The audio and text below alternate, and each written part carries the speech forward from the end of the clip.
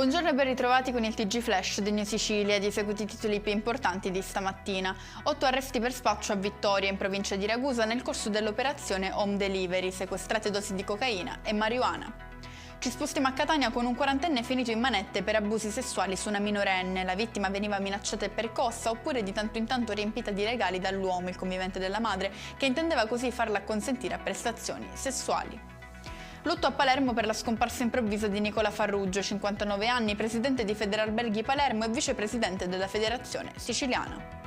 Ci spostiamo a Termini Imerese, sempre nel Palermitano, dove il 44enne Nicasio Moncada ha perso la vita in un incidente sul lavoro. È rimasto schiacciato da un traliccio caduto sull'escavatore su cui l'uomo stava lavorando.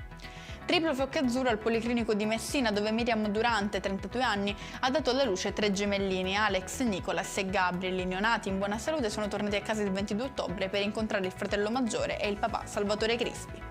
E con questo è tutto, prossimo appuntamento più tardi alle 19:30. Grazie per averci seguito, buon proseguimento di giornata.